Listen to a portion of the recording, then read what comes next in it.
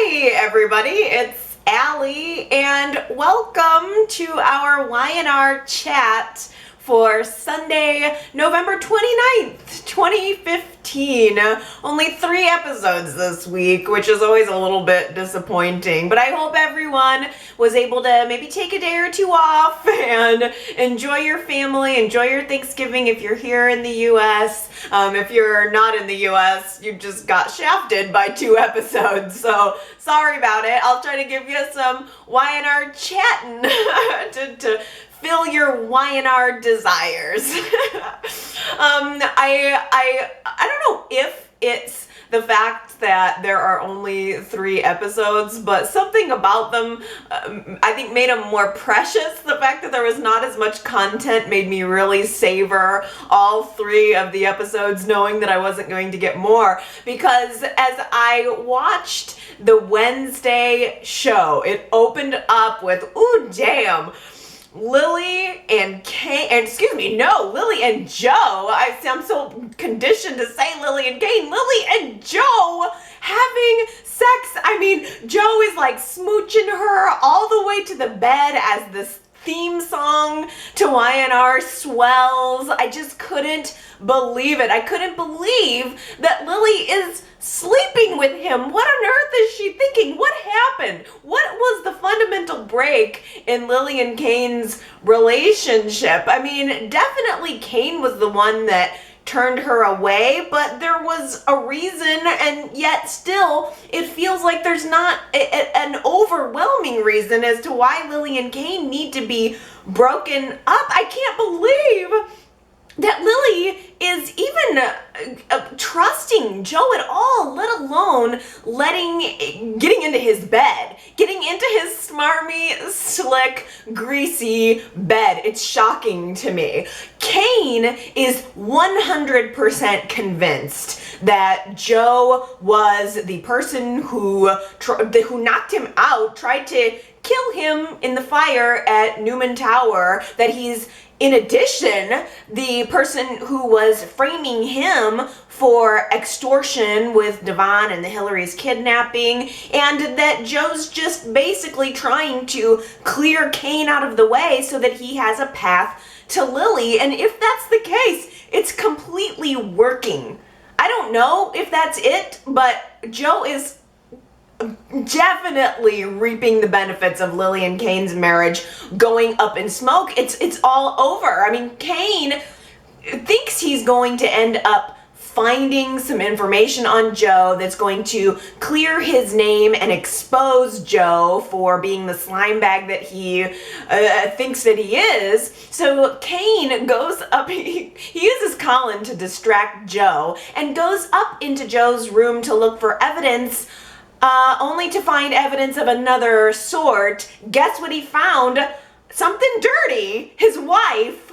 His wife lying in Joe's bed, still like nude, wrapped up in the covers. Oh my goodness, it was so scandalous. I guess I just don't understand why Lily stopped trusting her husband. Kane is not only mortified to see her there, probably disgusted beyond belief to see her there in another man's bed. His wife, I mean, they've been married for a long time. This is a long-term couple on the show. To see her lying there in Joe's bed had to have been revolting to him. Yet he has the presence of mind to stand there and try to convince her that she might even be in danger. Joe is not some good guy. Kane believes that Joe framed him, doesn't want Lily to get caught up in this mess, and furthermore believes that Lily is Joe's motive for everything that Kane thinks he's done, and Lily doesn't believe him. She just looks at Kane like he's out of his mind, and I don't understand why. I don't know why she stopped trusting Kane. I don't know when she stopped trusting Kane. I don't know why Kane's word is not good enough in this situation. She's known Joe for how many weeks? She's known Kane for years. You don't trust his judgment at all?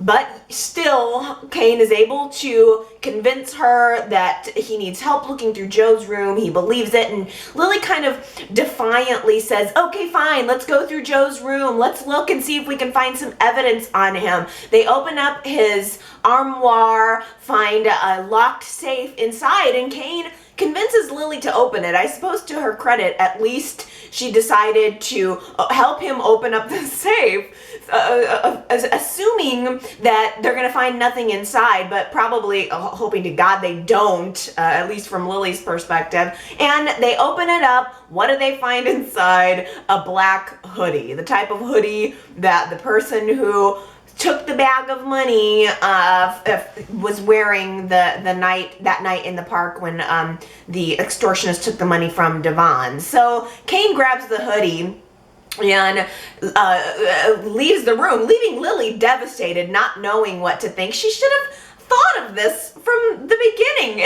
I guess if I were not watching a soap opera, I would know that it's so obvious that Joe's the bad guy and that he's doing all this. Yet at the same time, I still keep being on the lookout for a twist. I don't know if that's how you guys are feeling about it too. It feels like such a big question mark in my mind because I'm always on the lookout for the red herring, but yet at the same time, Y&R has done a lot of obvious twists lately. You remember when we were debating about who the devil was going to actually be, and of course it was obvious that it would be Ian Ward in the flames at Newman Tower, and yet we were looking for all of these other scenarios. Y&R's been kind of playing it obvious lately. So there's a part of me that wants to just take it at face value and go, yeah, obviously Joe must be a scumbag and he's totally framing Kane. He's totally tried to kill Kane,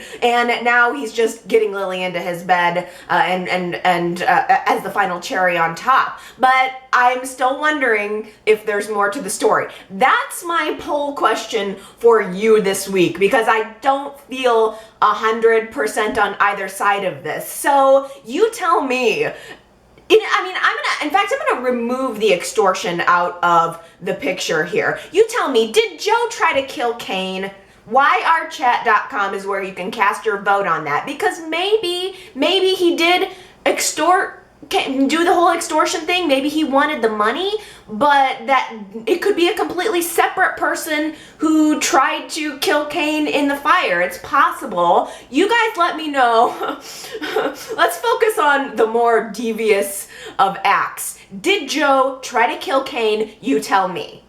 I'm a little bit surprised that Y&R did the big bubble burst of Devon finding out that Neil was the one who was having Hilary held on a Thanksgiving short week. There's just part of me that would have expected them to drag that out a little more, but it was revealed all within the Monday, Tuesday, Wednesday episodes. That was kind of surprising to me, but I enjoyed it. Since there was less Y&R, I was definitely focusing in on the unraveling of this big lie that Neil's been keeping for so long. Devon's reaction to learning the truth, I mean, Neil had no choice. He had to come clean. Gwen was going to bust up his story, so Neil had to tell Devon himself. And Devon always seems to have one reaction: violence. Devon was so angry with his father that he, grabbed him. He kind of pushed Neil up against a wall and had his finger in his face, holding on to his collar, looking like he wanted to pummel Neil to pieces, while Neil is just standing back, probably identifying with Devon's reaction and maybe getting ready for his punishment, maybe preparing himself to take the punch, preparing himself to take the punishment. And Devon sort of changed throughout the course of the week. First he was angry, then he was hurt and betrayed, of course. I mean, Devon did have one amazing line during that hotel upstairs scene. He says to Neil, you kept my wife from me, and now that she's back, you still have her. And I thought that really summed up the essence of how Devon is feeling in one beautiful, perfect line, because it wasn't enough that Neil was holding Hilary and now Devon knows about it, but Hilary's back in the picture and Devon still can't have her. He's been searching for her all of these months. She's right within arm's length and he still can't reach out and touch her. She doesn't want him anymore. And it is very heartbreaking from Devon's perspective to watch Hilary not only wanting to be with Neil, but now defending him.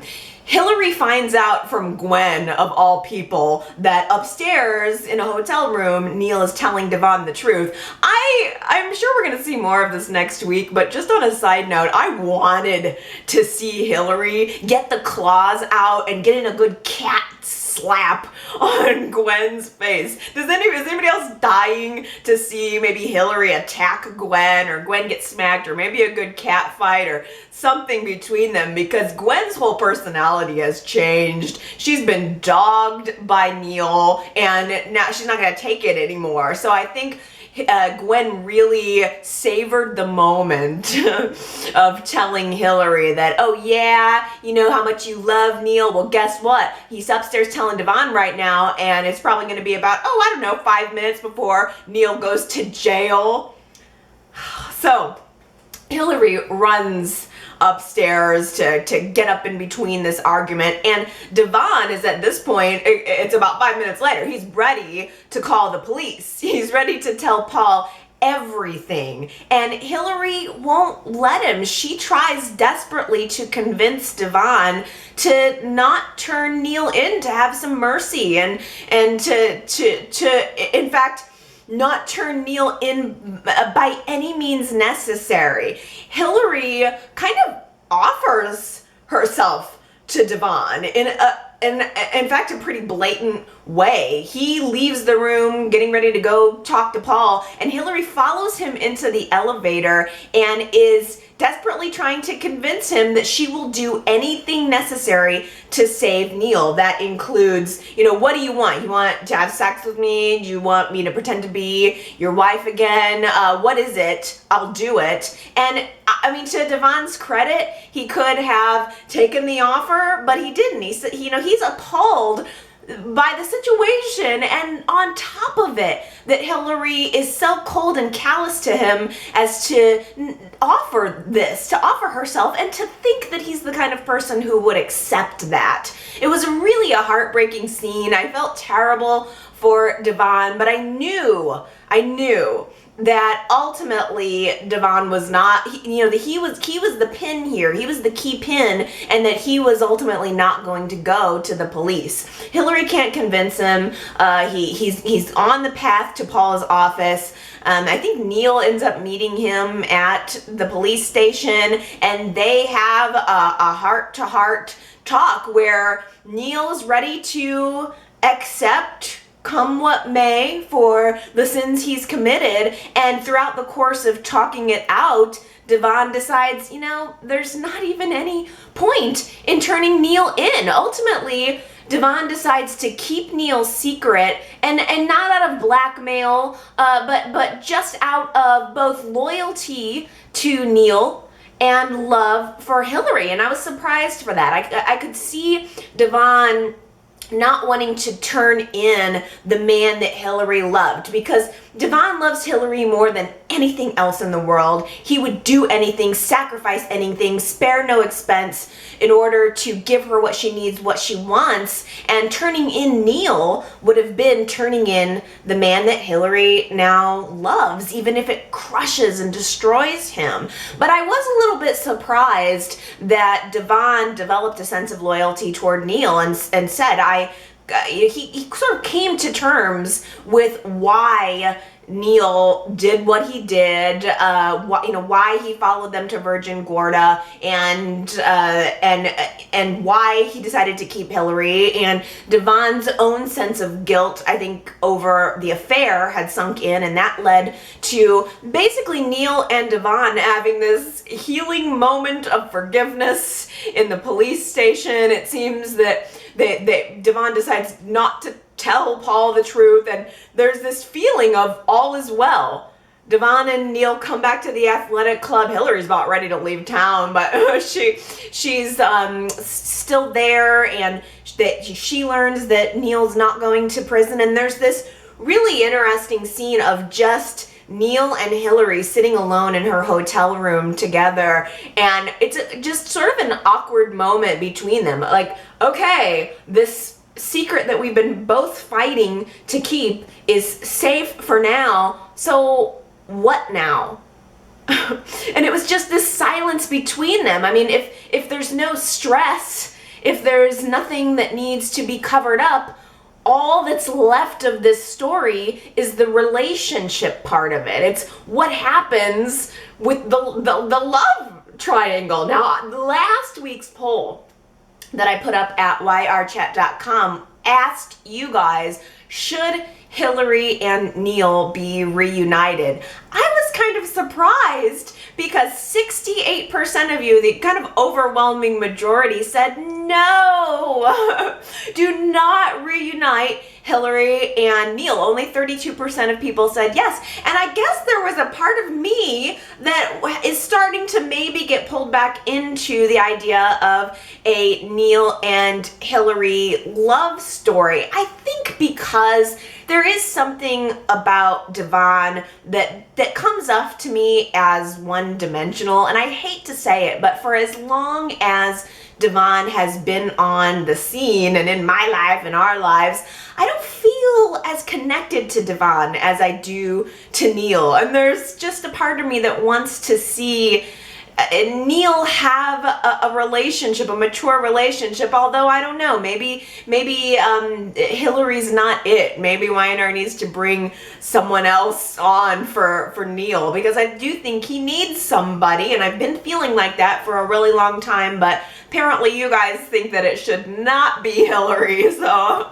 I guess I'll just go with the majority here. I don't know, but I'll change my mind next week. Next week I'll be boostering for Neil and Hilary. Who knows? But I think, it's weird. The story of this story for the week ended on kind of all is calm moment, but we still have the whole resolution of Dr. Neville, and he's out there, and there's this scene where Dylan tracks Dr. Neville down and is gonna turn him into Paul, and Dr. Neville needles Dylan. He like injects Dylan with something to gives him some crazy knockout juice, and then flees off into the night. So I don't know if that was the last hurrah for Dr. Neville, or if Dylan and Paul are gonna keep chasing him down, because just because Devon and Hilary have decided to keep Neil's secret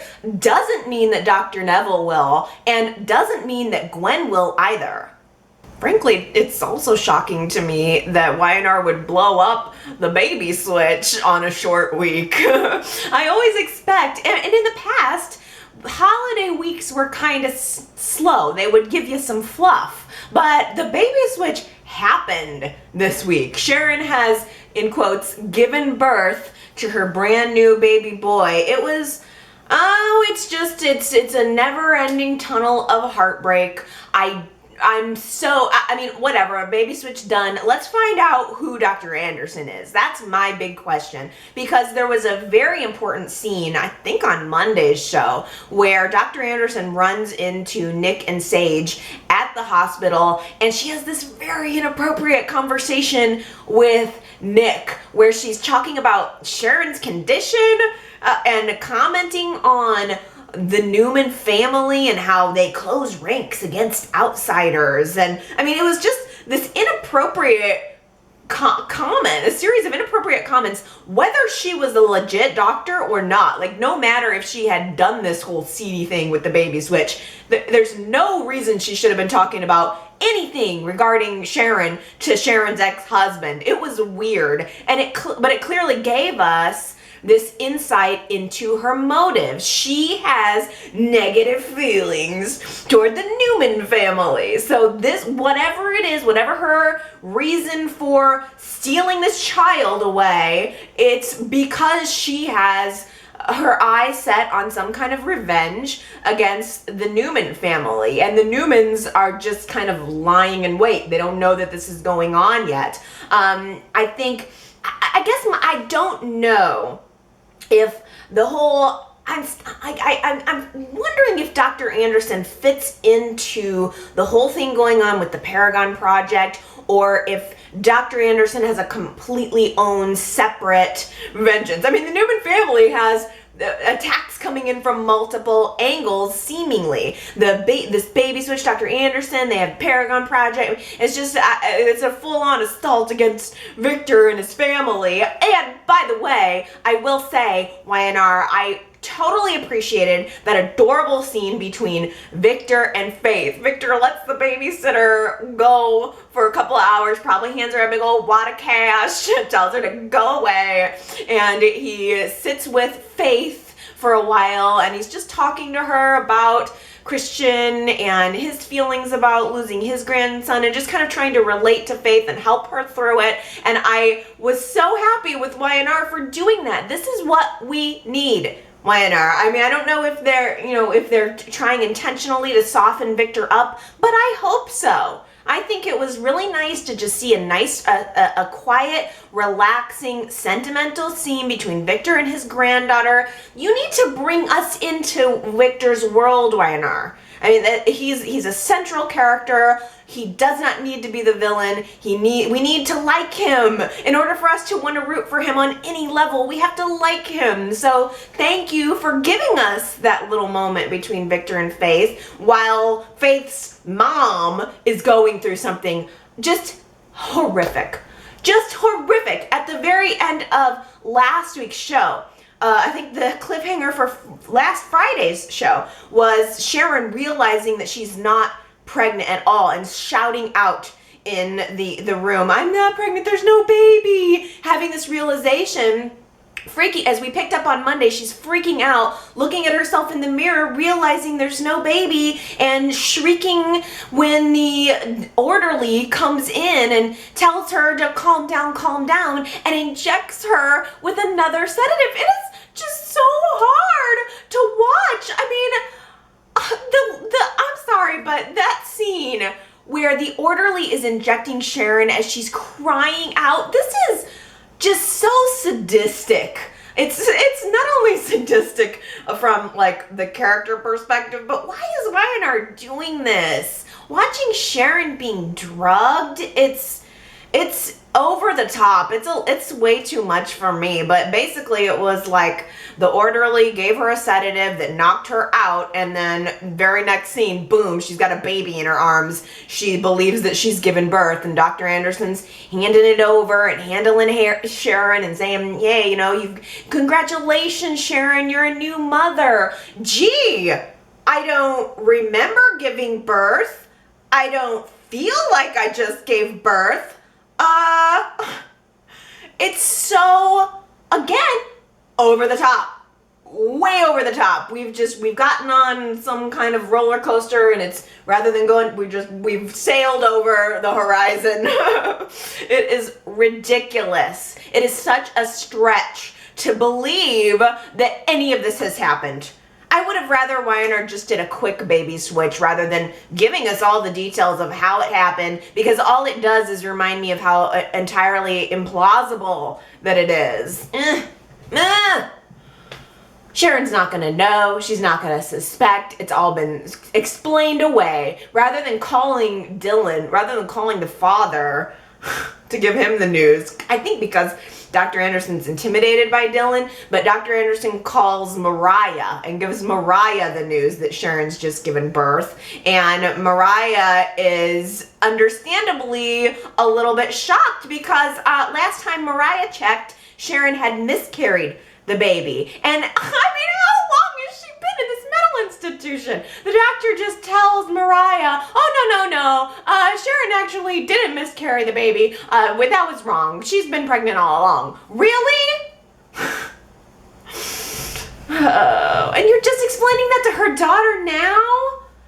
Who would even let her get locked up in this mental institution when it was supposed to be voluntary? cemetery, and then all of a sudden Sharon's saying she doesn't want to see her family. Nobody found that suspicious. It's Dylan didn't find this suspicious. I cannot.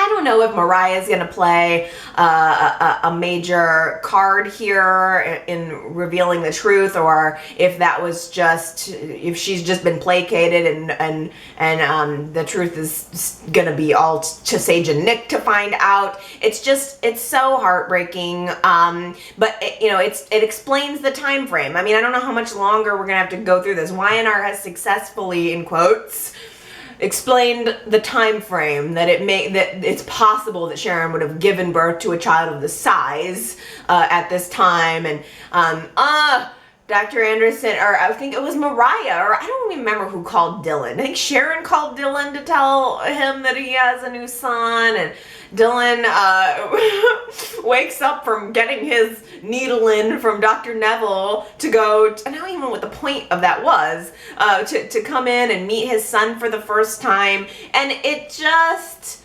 really tugged on my heartstrings, because we know that Dylan's lost a child. That's the whole point of why Sharon wanted to get pregnant again so soon, because Dylan lost a child with Avery. It destroyed his world, and he was never really able to recover from it, and she didn't want that to happen to him again. And now here he is meeting his son for the first time. Sharon comes up with this that would be a wonderful idea under any other circumstance, to name the child Sullivan after Dylan's friend that he lost on the battlefield. I mean, how appropriate is that? It's completely appropriate. If it were real, if this were really their child, I'd be like, oh my god, that's so sad and wonderful. I'm like, congratulations, Dylan and Sharon. And it's a moment that's been sullied. It has been sullied, I tell you.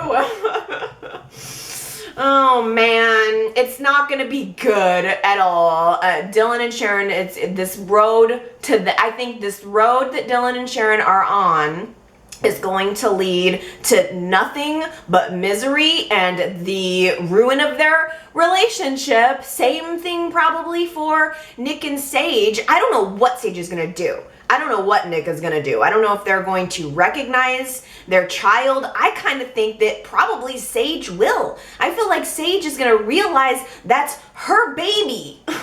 And maybe Nick isn't going to figure it out, but I feel like Sage is going to be in tune. And maybe the reason that she's having trouble reconciling the death of her child, I mean, it would be hard, of course, but I mean, maybe, I guess what the point I'm trying to make is that maybe she knows instinctively that the child is still alive. That's why she's having trouble dealing with it on any level. So maybe she's going to recognize the child instantly. She's trying very hard to move on. She's doing much better. Clearly, we're seeing Sage be more positive. Both Nick and Sage learn the news from Mariah that Sharon's given birth, and rather than having a emotional reaction, Sage tries to pick it up and tries to congratulate Sharon. I'm sure, is going to want to go see the child. I think Nick is off to go see the baby, and I just feel like he's not going to recognize it, but Sage will. It's got to be, they live on the same property, so it's got to be next week that Sharon brings the baby home, maybe the week after. Sage is going to see that baby, and she's going to hit the wall. It's going to be bad. Is it weird, though, that of all of the ridiculousness that surrounds this storyline, for some reason, all these scenes at the tack house have just been like I can't suspend my disbelief enough to believe that Nick still lives in a barn. Okay, well, the other twist inside of the twist of this baby switch is like the baby's not really Dylan's, but I guess it's not really Nick's either. I guess it's Adam's? I mean, was that revealed this week? I'm so confused. confused because here's the thing. Chelsea managed to change Victor's mind about Adam's innocence. She's convinced Victor that Adam was legit when he went in and saved everybody. He was legit in his desire to help, and that he's not still working with Ian Ward. And so Victor decides that the plan's back on. Victor has a totally new enemy, that it's Billy and Phyllis, and Victor wants to work with Adam, the more unscrupulous of his children, in order to bring them down and restore his empire. So Victor goes to Adam to visit him in prison to let him know that the blackmail plan is still on. Yeah, I'm definitely still on with the blackmail plan. So you're gonna do what I want and I'll get you out of jail, is what Victor's saying to Adam. But there's this moment in the jail conference room where Adam goes, okay, so we're back to doing this, like I'm gonna help you, you're gonna get me out of jail, and if I don't help you, then you're gonna tell Chelsea that Christian was my son.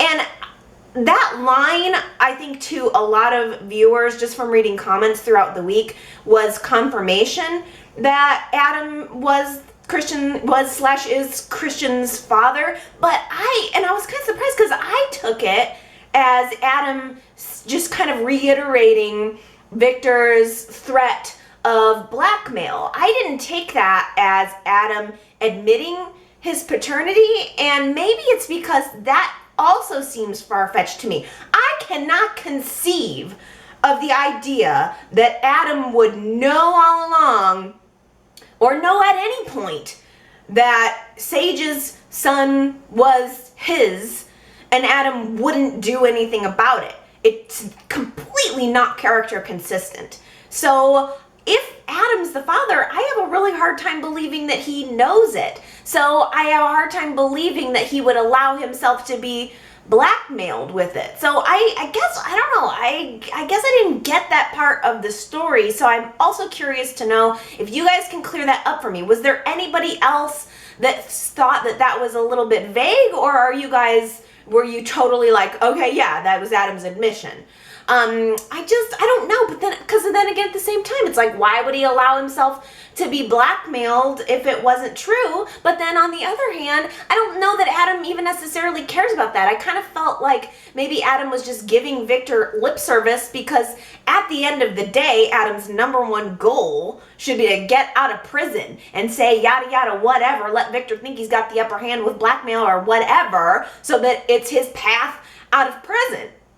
Burn in hell. That was last week's Who Said It quote. The answer was Kane.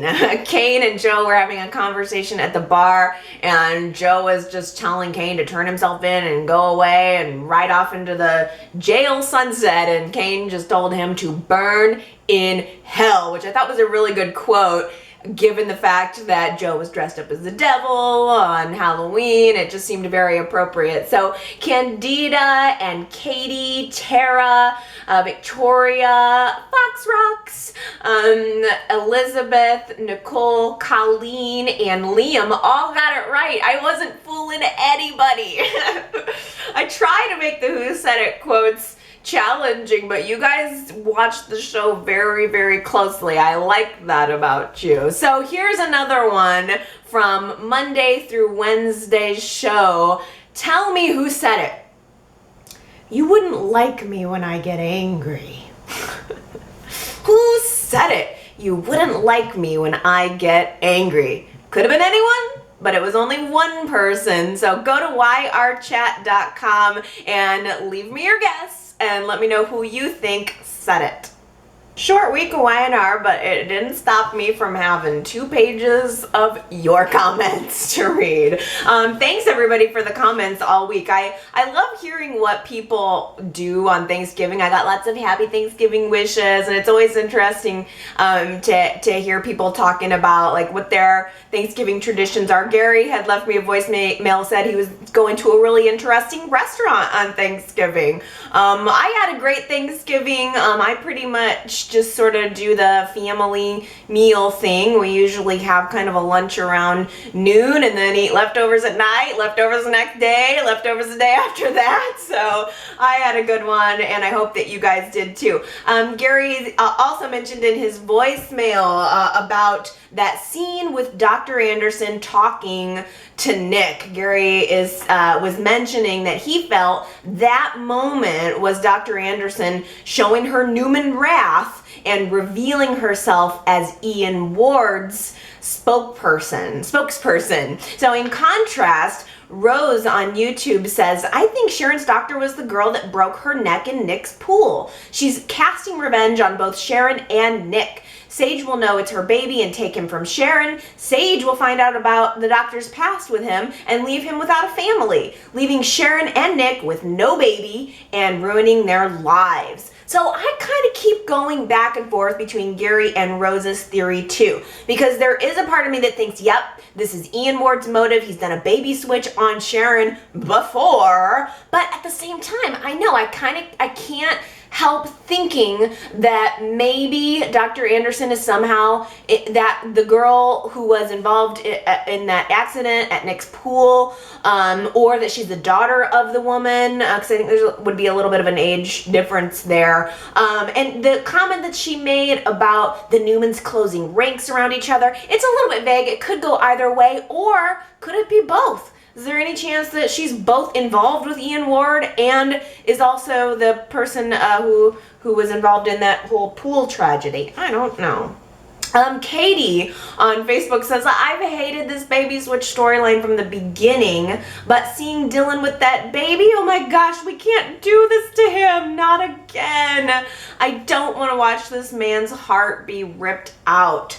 I know, Katie, because that's how I feel about everybody. I haven't wanted to watch Sharon or Dylan or Nick or Sage or any of them go through this. I don't know. I think when I don't know. The baby switch has been particularly hard to watch. I'm kind of glad that at least the part with Sharon being locked up is over. Maybe we can just get to the big reveal. Anna left me a voicemail and she said, you know, even if you buy everything else about Sharon, how can she not know that she didn't give birth?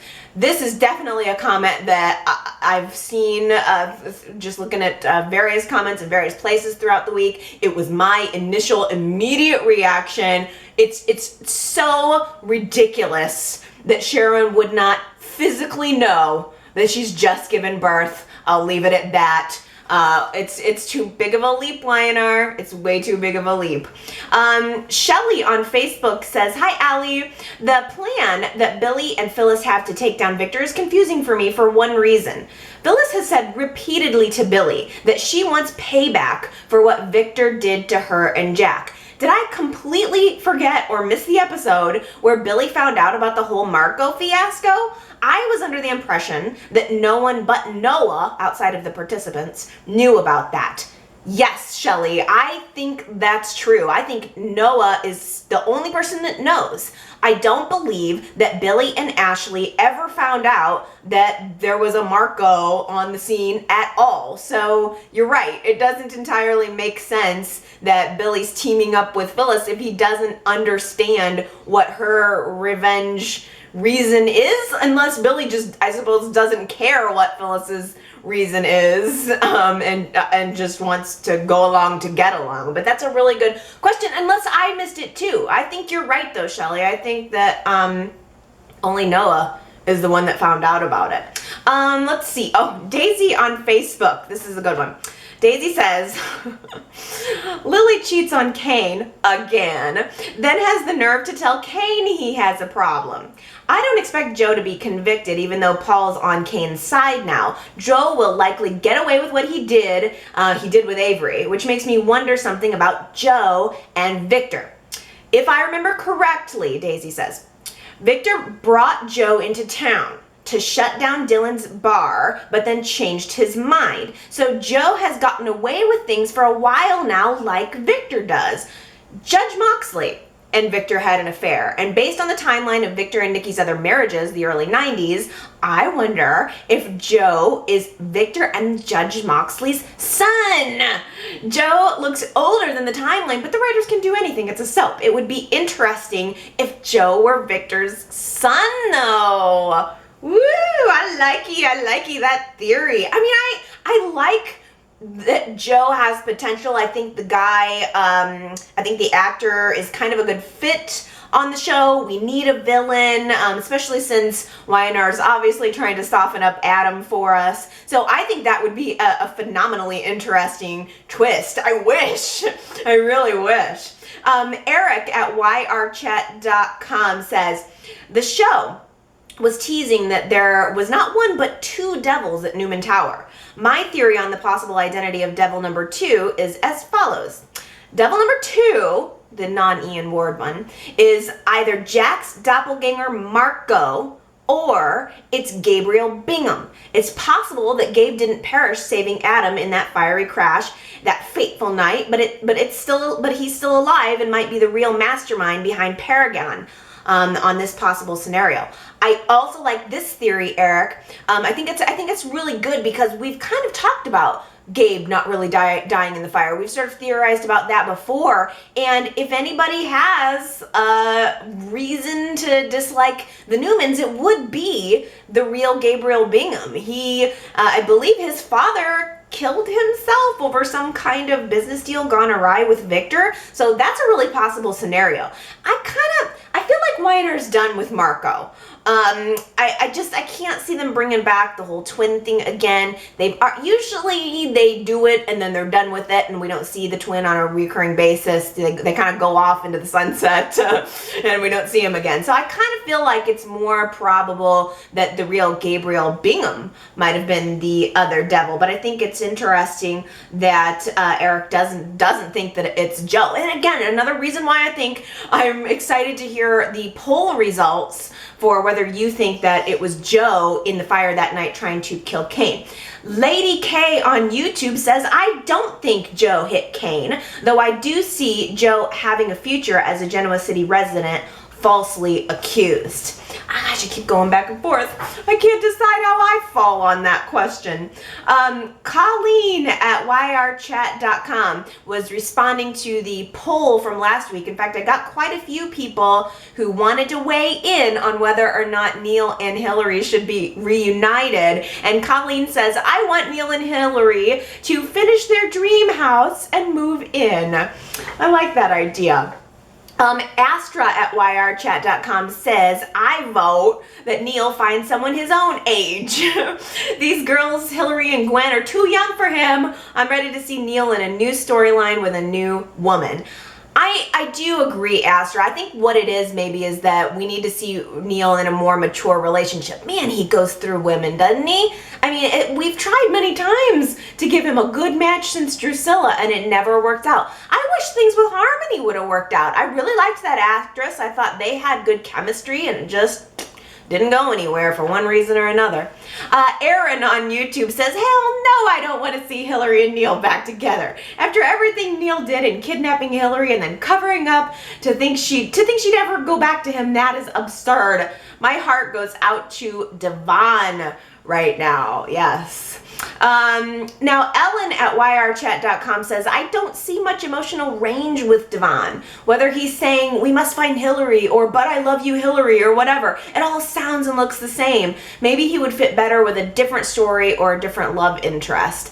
I agree with Ellen here. I have to admit, even though I like Devon and I do feel for Devon, there is something about the performance and the connection and the chemistry that's not entirely there. I mean, a couple people have commented on the fact that the story with Devon and Hilary was really good when it was the affair, and then it kind of went off the rails when they finally got together. But there is something about Devon that's always the same, and it's kind of always been like that for as far back as I can remember. So I don't know, maybe Weiner needs to do a little bit of Devon focus, show him doing something else, show him with a little bit of range. You know what it is? Maybe it's that ever since Devon got rich, It's just, there's not a whole lot of anything that's been there. I don't know. Yeah, I kind of feel you there, Alan. Connor left me a voicemail, and I'll end on this because he says, Gwen has been used by Neil and Devon for months now. The fact that she's still hanging around these people is baffling, which I completely agree with Connor. But then Connor also says, this story for me only has 2 possible positive outcomes. Neil and Hilary need to get back together, and Dr. Neville needs a contract on this show. I agree. Bring on Dr. Neville. Only 3 episodes of Y&R in a week is sad, but a big Soap for Soap fans giveaway is happy. I'm really so thrilled to finally get the Y&R inspired cold process soaps that I have made into your hands. I started making the Nikki and Victor soaps back at the end of August, so it's been a really long journey for me. Each bar takes 6 weeks to fully cure, so I started making these Young and the Restless inspired soaps at the end of August, and I've had to, work my way through all 8 of them, wait for all 8 of them to be 6-week cured before I could even give them away to you, and I'm just so happy to finally be here for this week's giveaway. Thank you, first of all, to everybody who entered. I am really shocked at how many people were interested in the soap and excited about it, and I appreciate so much all of your lovely comments on the website. I am thinking that the 3 winners that I'm going to pick for today will hopefully have the bars in time for Christmas. That's my plan. So I think that I'll hopefully be making you giving you a very Merry Christmas. So without further ado, let's do a giveaway. Here is what I have done. If you entered into the giveaway at GenoaCitySoap.com, I wrote your name on a little soap bubble here. If you're listening to podcast, you won't be able to see, but if you're watching the video, I've got everybody's name written on these little soap bubbles. I could have done this in a far less elaborate way, but that wouldn't have been as fun. I've got my bowl here. I decided I would do it in a little kind of clear bowl so that maybe you can see your name in there. I mean, there's like digital ways that I'm sure that I could have done a giveaway, but I thought this would be fun and a little more, oops, somebody popped out, a little more anticipation, but there's like 50 or so names in there, and I am just gonna close my eyes and pick out 3 random winners who will win the bar of soap that they asked for. So on each of these bubbles, I wrote your name and the bar of soap that you had asked for. So I'm gonna pull out the first one. Here we go. The first winner. She's gonna be so happy. Victoria! She leaves comments at yrchat.com every single week, and I always love hearing from her. She chose to win the Victor bar. I'm thrilled for Victoria. This is gonna make her day, and I'm so happy that somebody got the Victor soap because of all of the entries, I was a little bit surprised that the fewest amount of people picked the Victor and Nikki soaps, which is just so shocking to me. I can kind of understand maybe some people not being as attracted to the Victor bar because it's pretty strong, but the Nikki bar is so beautiful, and I was shocked that most people weren't kind of into that. So I'm most happy of all that somebody gets a Victor bar. That was the very first bar that I knew I was gonna make. It was the first soap. I agonized over the fragrance combination. I think it turned out really cool. So congratulations, Victoria. I'm just absolutely thrilled. I think you're gonna love washing up with Victor. Now, we're still doing 2 more people. So the anticipation is building. Let me get a good mix here. Ooh, all right. The number 2 winner of their choice of soap will be Henry! Henry wins the Neil bar of soap. Yay, Henry! That's so funny because when I announced the Neil bar of soap, I told Henry this was the one he was gonna want. So hey, very serendipitous. Congratulations, Henry. I think you're gonna love the Neil bar. It's just a good, fresh, clean smell. It's a Acqua di Gio type fragrance, and I was flipping through Black Friday ads this week and I saw that there was Acqua di Gio everywhere, and I'm like, well, I think it's a pretty good fragrance. Obviously it's very popular. So Henry, I'm gonna send you that beautiful bar which everybody was kind of salivating over because it was probably one of the best looking bars. It was blue and white and kind of tiger stripey, and so that I'm so happy. Yay, Henry. Okay, I got one more. I'm gonna give it another good mix. It's funny because the overwhelmingly most popular one was Phyllis. Most people, I think I just got a lot of like because the Phyllis bar, the fragrance is very sexy and very sensual. I think I just got a lot of sensual and alluring ladies who love Y&R and love Y&R chat. So I'm gonna be surprised if there's not a Phyllis one in here, because that seemed like most of the entries were that. Okay, it's time for the final. I think I have it in my hand right here.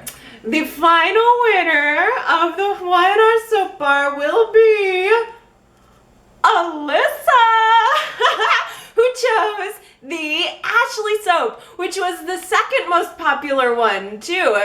Number one was Phyllis, number two was Ashley. Also, this is a perfume duplicate. This the Ashley soap is fragranced with an Estee Lauder Pleasures type fragrance, which I also saw in the Black Friday ads. So that's sort of also serendipitous. So congratulations to Victoria and Henry and Alyssa. I'm so happy for all of you. I really wish that I could send bars of soap to absolutely everyone. It breaks my heart to see everybody wanting them so much and knowing that I can't just send them to everybody. I don't even have enough money to send them to everybody. But when I become rich and millionaire, I will definitely give all the soap away to everyone.